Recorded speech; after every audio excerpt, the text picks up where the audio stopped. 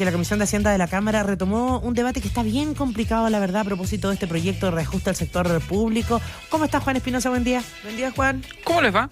Muy buenos días. Hay harta cosa ocurriendo en el Congreso, no solamente esta sesión que debería ser la final de la Comisión de Hacienda para despachar el reajuste al sector público para que pueda ser votado mañana por la Cámara de Diputados. Hay en los exteriores del Congreso Nacional, por calle Victoria, a lo menos hay dos grupos que son relevantes y que tienen que ver con los proyectos que hoy se discuten en el Congreso.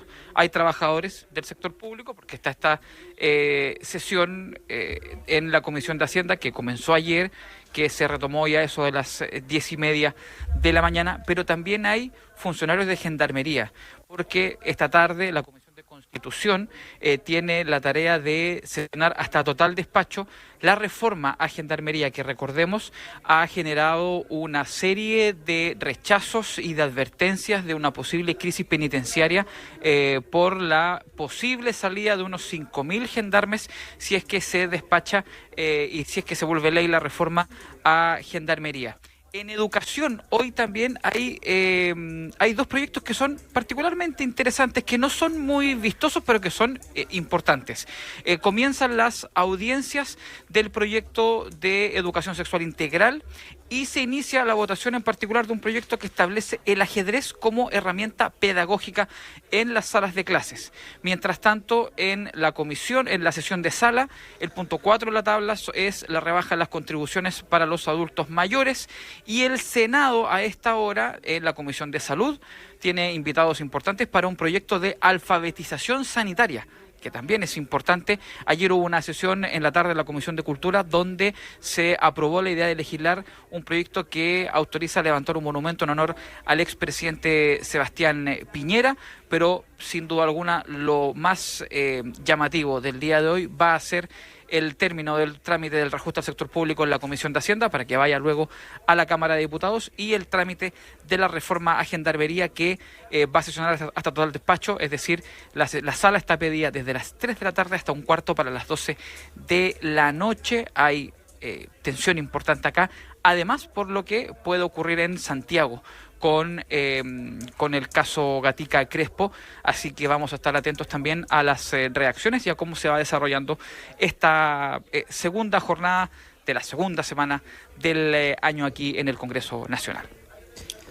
Bueno, el tema del proyecto de salud integral sexual me parece que igual es un tema súper relevante, porque hay gente que ha ido mezclando en el último tiempo, ¿no? Si es un tema de salud pública, si es un tema de educación, si es un tema valórico, y ha dejado a muchas personas sin esas herramientas, ¿no? Se ha caricaturizado mucho también ese proyecto. Recordemos cuando en algún momento alguien lanzó unos flyers que decía que le iban a enseñar a las niñas de segundo básico a poner preservativos. Claro. Entendiendo que, o sea, de verdad, se exagera. de verdad, o sea, se ridiculiza. Porque nunca ha sido ese el propósito, ¿no? De hecho, en las primeras infancias, y los especialistas, las especialistas, ni siquiera políticos, han hablado diciendo, este proyecto de educación sexual integral tiene que ver también con un tema de dar a conocer a los niños el respeto por el propio cuerpo, la privacidad, pero también las relaciones amorosas, ¿no? Los vínculos, y por eso va todo ligado y va de manera evolutiva, digamos, ¿no? Desde los primeros momentos donde se reconocen las partes del cuerpo, etcétera, hasta de acuerdo a la etapa de crecimiento y desarrollo de los jóvenes, entregando más herramientas y más información.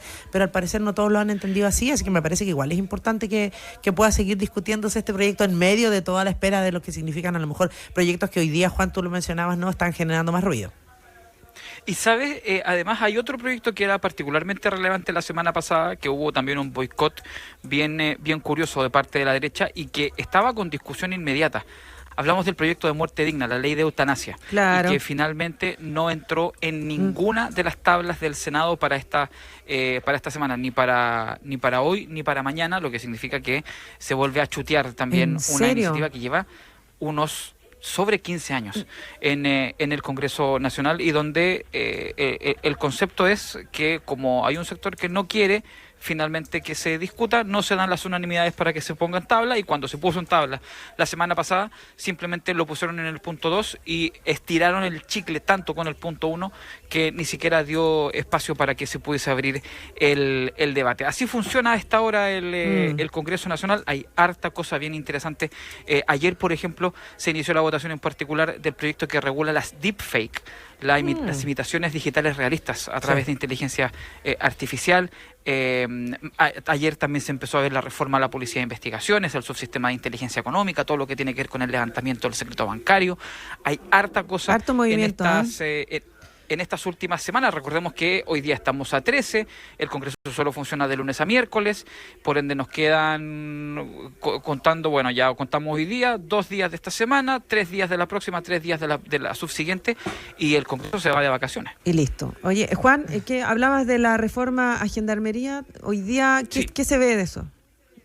Hoy día se tiene que despachar de la Comisión de Constitución el proyecto, es decir, se tiene que aprobar el articulado de la ley y esto se lleva finalmente luego a la sala de la Cámara de Diputados, que es la que tiene que votar si aprueba finalmente esto y luego continúa el trámite en el Senado. Está todavía lejos de ser eventualmente ley de la República, pero tenemos para rato. Tenemos para rato con el tema de Gendarmería, pese a que hemos visto que hay bandas adentro de las cárceles, ¿no? Que no solamente se hacen los delitos por parte de los reos, ¿no? De quienes cumplen condenas, sino que ya se vio a final de año una tremenda investigación donde los mismos gendarmes están involucrados en redes de venta, incluso de más o menos de delivery, ¿no? 32.000 millones de pesos que pudo determinar la justicia que movían, que habían vendido. Entonces ya está totalmente permeada Gendarmería. Sí, vemos que el proyecto lo que hace es separar las funciones y como la función de seguridad penitenciaria pasa a ser integrante de las fuerzas de control y orden, claro. El gran problema que tiene el proyecto es que las asociaciones de funcionarios quedan finalmente liquidadas. Y ahí es donde se abre el escenario de la incertidumbre laboral que tienen los funcionarios penitenciarios, que es la misma incertidumbre laboral en una escala diferente, pero es incertidumbre laboral que tienen, por ejemplo, los funcionarios del sector público. Recordemos que hay un proyecto, una normativa transitoria que lo que busca es que los funcionarios con desde 5 años puedan tener el derecho a reclamar si tienen la sensación de que su despido fue injustificado. Esa era una idea que el gobierno tenía para acercar posiciones con la derecha. Eso se rechazó. Por ende, lo que está ahora en la ley del reajuste al sector público es que los funcionarios con 2 años o más pueden hacer esta reclamación a Contraloría. Contraloría ayer dijo que era una solución parche y que lo importante era enfrentar la inestabilidad laboral en el sector público. Entonces, a la larga, ¿en qué se parece de alguna manera el escenario de los funcionarios de Gendarmería con los funcionarios públicos? El nivel de incertidumbre laboral que enfrentan en estos momentos en que el Congreso discute leyes fundamentales para ellos. Bueno, de hecho, recordemos que el ministro Álvaro Elizalde estuvo esta mañana en ADN Hoy abordando el tema y se refirió a cómo efectivamente de alguna manera no quería tocarse a funcionarios que habían hecho carrera, ¿no? Y que habían llegado hace muchos años y que tenían, digamos, toda la experiencia además que sirve finalmente para el Estado, ¿no? Claro, obviamente cualquiera diría sería bueno que las personas que no están cumpliendo, a lo mejor no se les renueve el trabajo, pero uno incluso piensa, y yo amplío el panorama un poco más allá. En Chile, por ejemplo, no existe como causal de despido una persona que hace mal su trabajo. No, salvo que incumpla metas, órdenes, o sea, regularmente. Si tú incumples algo, claro. Pero si tú eres una persona, porque además tienes amonestaciones previamente. Sí. Pero si tú eres más o menos, nomás para la pega, medio mediocre, como que marcáis el paso y todo, alguien no te puede echar. Estoy hablando de grandes empresas, sector público y de emprendedores. No te pueden echar por ser mal trabajador.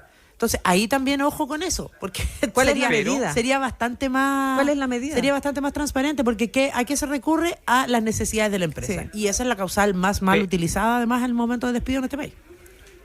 Pero en el sector público recordemos que los trabajadores son evaluados. Claro. Hay normativas, hay estatutos administrativos y los funcionarios son evaluados cada cierto tiempo, y con una determinada cantidad de evaluaciones negativas los trabajadores son desvinculados del sector público.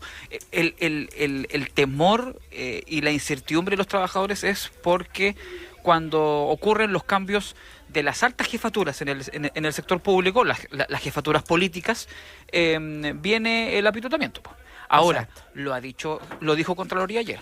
La cantidad de empleados que llevan 15 años a honorarios en este país, en el sector público, o 15 años a contrata, esperando poder ascender un grado, y llega otro por cuoteo político y termina pasando por encima de ese otro, y ese otro que llega necesita que el funcionario que lleva 15 años esperando subir 1 grado le termine enseñando la pega para que le saque 4 o 5 veces el sueldo, es particularmente complejo. Pero no estamos hablando de cargo de confianza, porque eso es otra cosa. Estamos hablando de funcionarios que entran a trabajar y te compiten a la par contigo, pero no tienen la experiencia, no te pueden hacer sombra, no pueden entrar por ti.